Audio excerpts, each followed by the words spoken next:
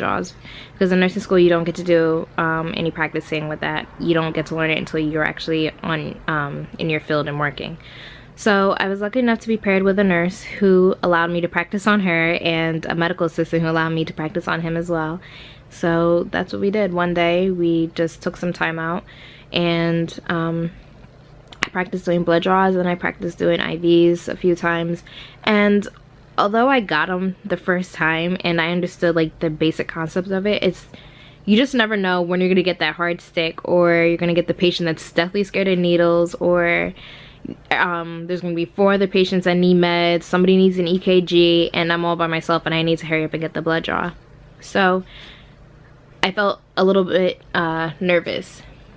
So in the last 2 weeks, started doing more blood draws. I've done maybe like 3 or 4, and I've been great. I think there was only one person I was unable to do, and after the second time I was just like, you know what, we're just gonna get an order and you can just get it done at the lab, because I don't want to hurt my patients, and if I wasn't getting it, there was no point in me continuing to practice on her. So I was just like, yeah, we'll just have someone else draw the blood. And this past week I got to do my very first IV, and I did it perfectly, and I'm very happy. So my instructor always told us, like, don't worry so much about the skills because you'll pick that up when you're working. But I'm a bit of a perfectionist, and I like to make sure I know things ahead of time, and I want to make sure that I'm confident, but I also want my patients to feel confident in my skills. So I didn't want to just go into it and just be like, oh, well, I'll just learn as we go. No, I wanted to be prepared ahead of time. So if you have very nice friends or family that are willing to let you practice on them, I would say if you can, do that. Learning a lot of autonomy, so I think that's great. But also remember, with a lot of autonomy comes a lot of responsibilities, that your name is being signed on these things. You're the first person to see this patient. If something goes wrong, that is you on there. So you want to make sure that you are practicing carefully, and if you don't know something, you ask. Anytime I feel unsure about something, I always ask. The doctors will just give me a verbal order, and a lot of times people are expected just to carry out the order, but I always ask the doctor, can you please put it in the computer? And then I double check with the doctor again, and then I confirm with the patient also, because that's my name, it's my license. I'm a new nurse and I don't want to risk my license at all, so I'm very careful, and I make sure that I double check everything, because I don't ever want there to be an issue. What I've done so far to help me with the new job, first thing I did was I went and bought a little planner.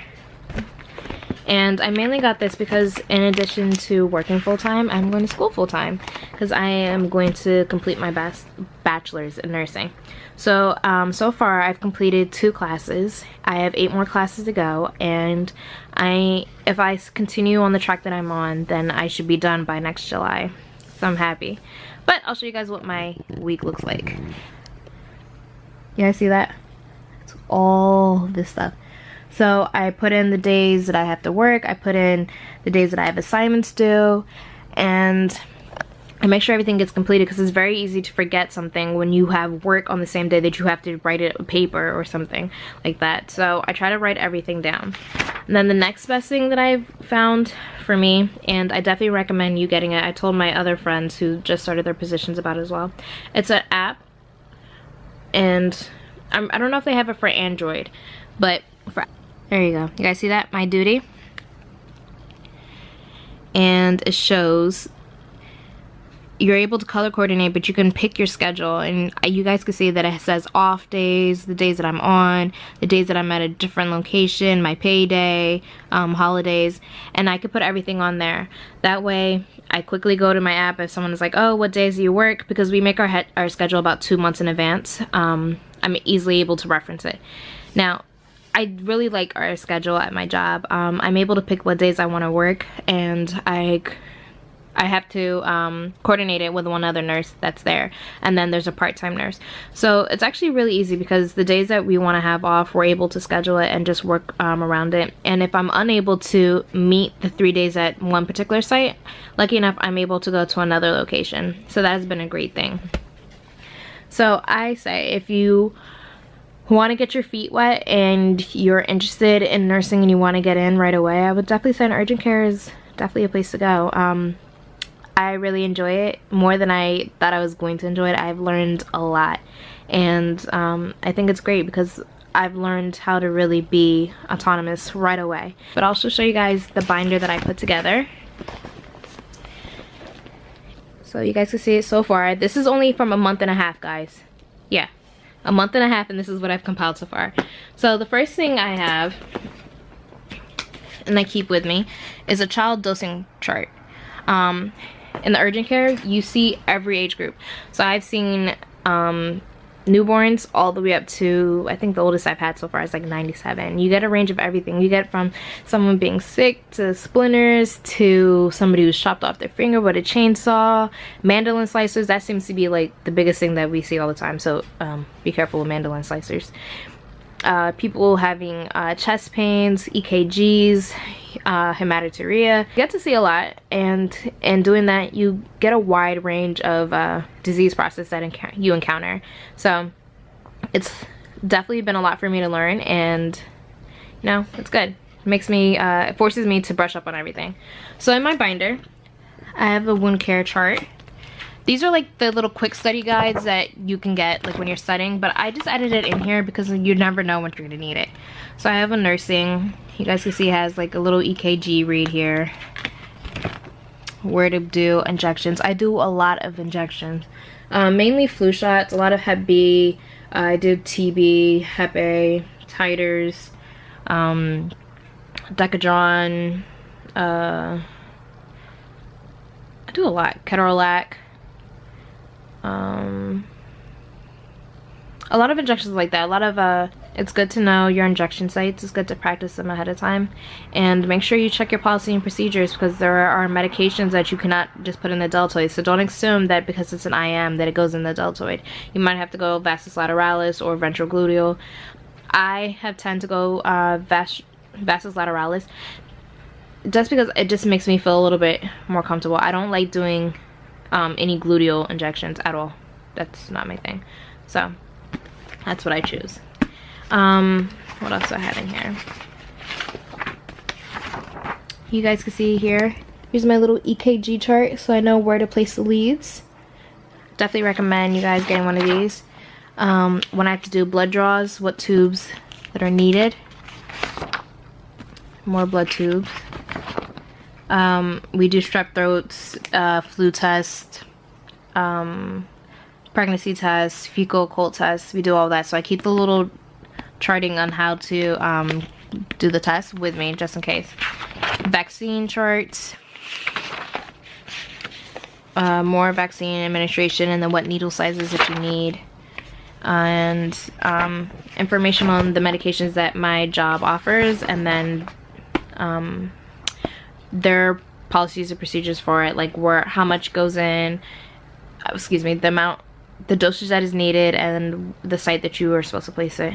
I also have CDC information on vaccines, DTaP, varicella, hepatitis, shingles, all of that, because we get a mixture of everything.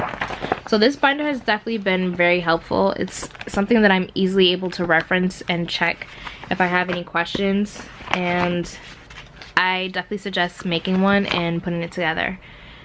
And yeah, so that's it as far as working.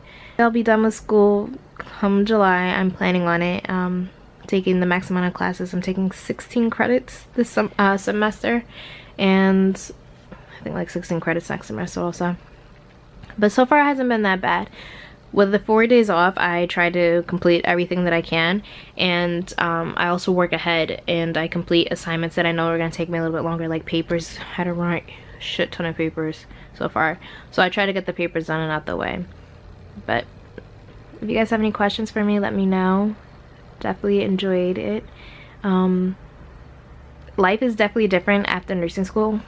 It's a lot less stress. I was worried that the bachelor's program was going to be really stressful and doing that while working, but it's nothing like school. You know, you're not going to clinicals, you're not, you know, doing all these exams that is like pulling your hair out. So it's I'm definitely able to go to school and work full-time, and I still am able to relax. Like thankfully today, I have off today and tomorrow, and then I'll have 3 days on straight, which is great because I'll have the next 4 days off. So my schedule works very well for me.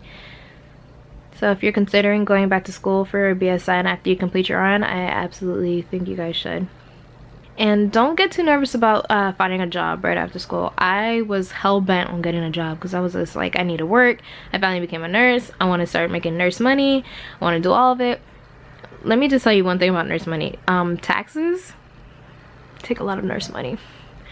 I'm not really happy about that. But that's life. But as far as everything else, don't be in such a rush that you miss the moment to actually relax. I was done with my job that I was originally with on a Tuesday, and then I started working for this job on a Thursday. No, I was originally done working for the job on a Wednesday, and I started this job on a Friday. So I went right into it. I only had one day off, and that was it, to prepare me for everything. So I had to go get scrubs, I had to figure out what I was gonna eat, I had to do all that. So try to give yourself a little bit of time to have a bit of a break. I think in total, I passed my boards July 6th, started looking for jobs right away. August 6th, I had my first interview, and then I told you guys I had 5 interviews, all within pretty much a week. And I started working, well, so I had my interview for this job, I think was like August 7th, August 8th, something around there. Heard back from them, and then originally supposed to be a part-time position, and then I was offered a full-time position. So I started working September 1st, and here I am, a month and a half later, loving it. So I definitely enjoy it. So yeah, hope everything is well. You guys take care of yourself. Bye.